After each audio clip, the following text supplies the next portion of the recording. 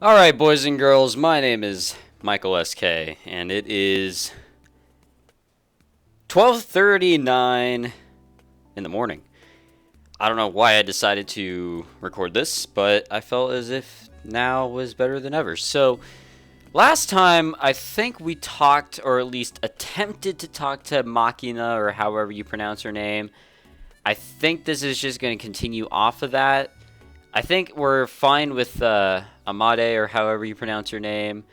Yumiko, or whatever the fuck her name is. I think we're okay for the moment with her. And I'm not really sure about the others. If there are any others. Are there two others? The maid, which I can't remember her name, and the tsundere, which someone actually commented. They actually commented, "Here's your lesson," and it was a link to like some informative Japanese site or something like that. I don't know. I never went to it because I'm lazy. So if I complain to why my knowledge is not at what it should be, then I guess it's my fault. So read books in a well-lit area. That was a teaching of my masters. At that time, I was accustomed to reading while shut up in a closet or dark room, or those words felt a bit refreshing. Of course, it's not like I'm worried about obeying the teachings of a woman who's already dead, and I'm still not good with direct sunlight. But here I am searching for a bright place with a book in hand anyway. Aren't I adorable?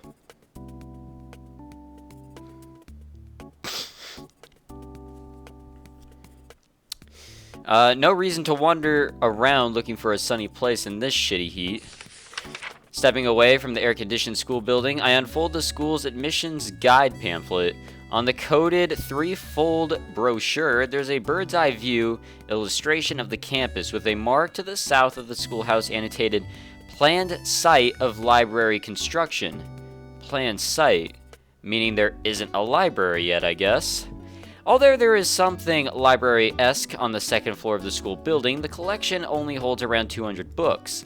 You can apply to have a book stocked if you're after one in particular, and apparently a book mobile replaces the existing collection every once in a while, but it doesn't seem like it's being used that heavily.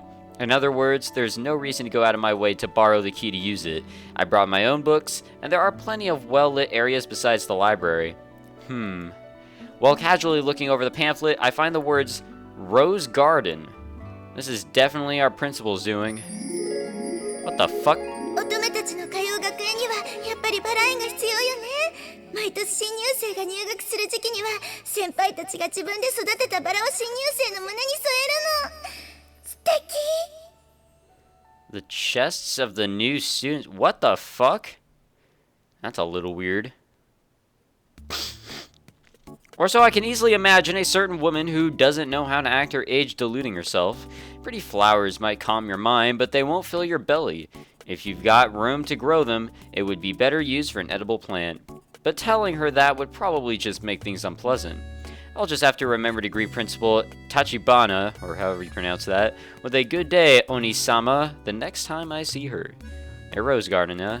I don't have any interest in editable flowers, but I guess there would be a shade tree or two as well. Imagining myself reading under a tree surrounded by blooming roses brings a smirk to my face. Guided by these silly thoughts, I decided to head toward the rose garden for the first and only time. They call it a rose garden, but not a single one's in bloom. Based on the map, this is definitely the right spot, and there's even a white arch that seems appropriate, but from what I can see, there aren't any roses in flower. Maybe the garden's still a work in progress, or perhaps they're cutting the buds during the summer. Well, not like I came to see roses in the first place, so whatever.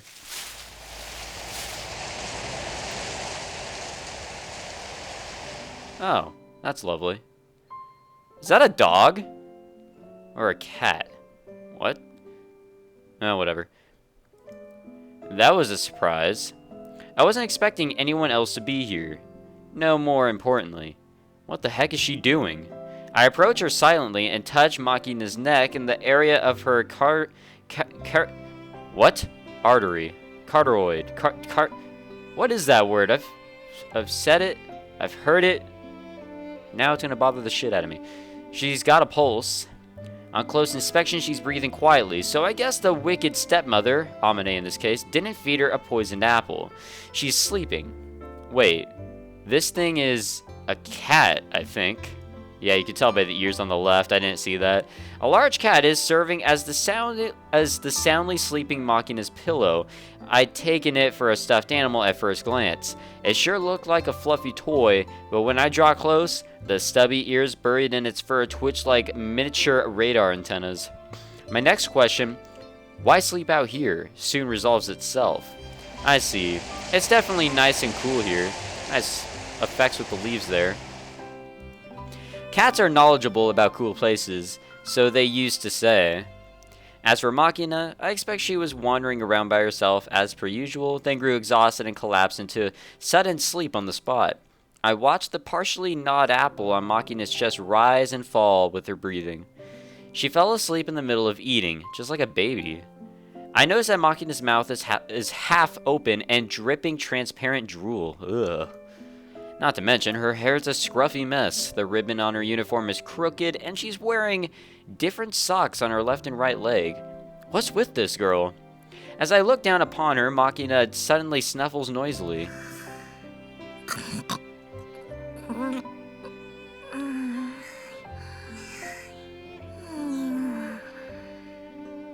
That was really awkward. I think this entire scene is just awkward. Huh, what a weirdo. It's been a while since the last time I laughed at a woman's sleeping face. Even as I'm filled with the desire to keep watching, discomfort at the peaceful atmosphere of this place also wells up within me. Oh god. I was like, wait, something changed, and I look to the left. Ugh. At that moment I sense someone watching me, and look over to find that Machina's pillow cat has woken and is staring up at me in surprise. Sorry to bother you. Go back to sleep. And it actually listened. Oh my god. I leave them, taking care to avoid making noise, and sit down under a tree a little ways away. Phew. Wandering around as she pleases, then falling asleep in the nearest cool place when she gets tired. I see. She certainly does remind you of a cat. I'm envious. That's not sarcasm or anything. I'm genuinely envious of Machina. I'm sure that she brings that little pocket of naturally peaceful space with her wherever she goes. I think that's something worth envying, and it's probably very precious to her as well. Which might well be why she doesn't want to step outside this sanctuary of a school when she can avoid it. Inside this sanctuary that would crumble in a moment without the protection of others. I wonder if the day will come when I too can sleep in that utterly defenseless way. Turning toward the sound, I noticed the fat white cat from before appearing from the direction of the thicket I just left. Rustling its way through the foliage of stubby legs, it stops suddenly when it spots me sitting under the shade of my tree. Glaring at me with sleepy-looking eyes, it lets out a single disgruntled, whatever that word is, meow. Jesus Christ, that's the worst meow I ever heard. My bad. After getting suddenly awoken in the middle of a pleasant nap, it's only natural. If I were pulled out of bed on a Sunday morning by some pushy religious solicitors, I'm sure I'd make a similar face. Although the fat cat doesn't seem to have accepted my apology, he snuffles roughly and lumbers away from his place, or from this place. As I'm watching the cat's dignified exit, the bushes start to rustle again.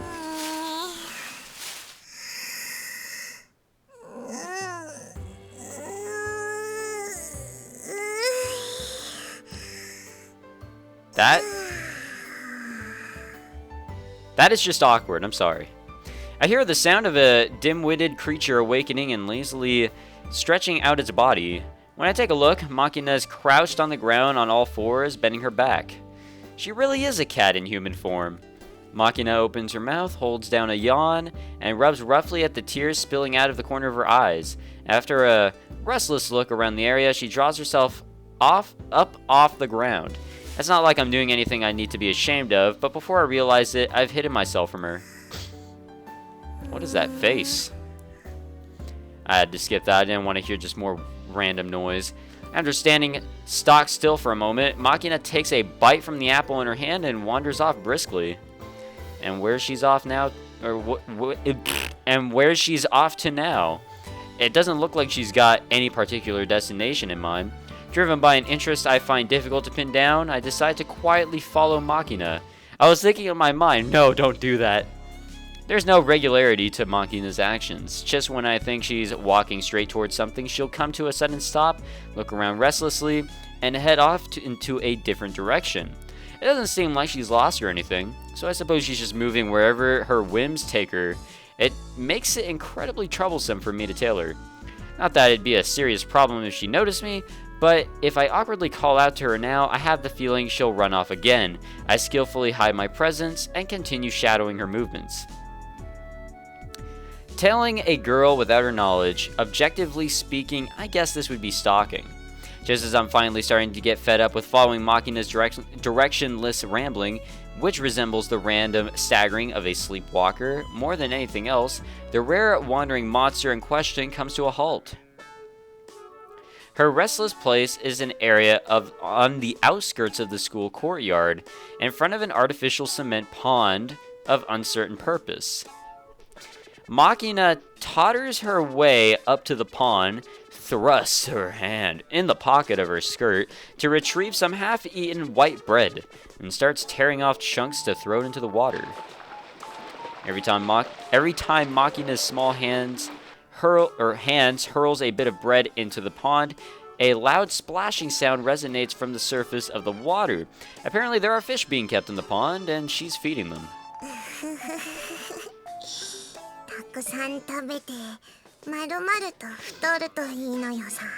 Get nice and plump. Oh my god, dude, she's gonna eat them. She fattening them up to eat? Clawfish? Clawfish? Makina looks around the area rapidly, grabs a short tree branch lying nearby, then leans over the depths of the pond and begins poking into the water. She's got two heads in this picture, I just realized. Although I was puzzled there for a moment, it seems like she's trying to capture a crawfish she spotted in the pond.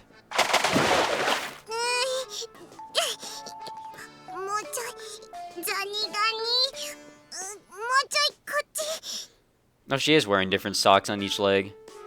This looks risky.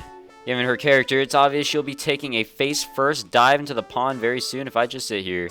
I approach Makina from behind and call out to her. Hey, watch out, or you'll fall into that pond. Well, should have saw that coming. I guess I shouldn't have called out to her out of nowhere. Makina's hand slips off the ground, and a stereotypical slapstick pratfall. Whoops. Swiftly reaching out to the floundering Makina, I firmly seize the collar of her school uniform and pull her back to safety. Sure. Dangled by the nape of her neck like a kitten, Makina lets out a feline cry. You're light. Are you even 40 kilos? There isn't any difference in weight from the backpack I'm always carrying. Given this weight and size, I could lug her a good 25 kilometers in a single day. Oh, sorry.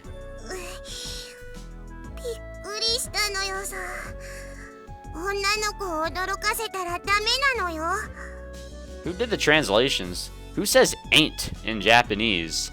Or whatever. I wasn't planning to call out to you, but it's better than letting you fall into the pond, isn't it? No need to thank me. I did the natural thing given the circumstances.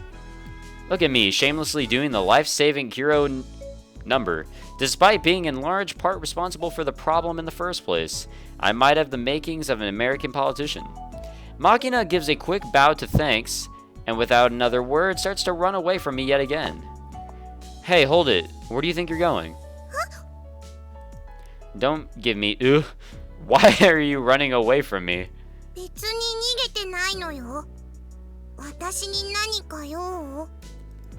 When she asks me point blank, it's not like I have any particular justification for detaining her here. That said, it's kind of unpleasant to be avoided this blatantly. At the very least, if there's a reason she's doing this, I want to know about it. I think I asked this before, but are you scared of me?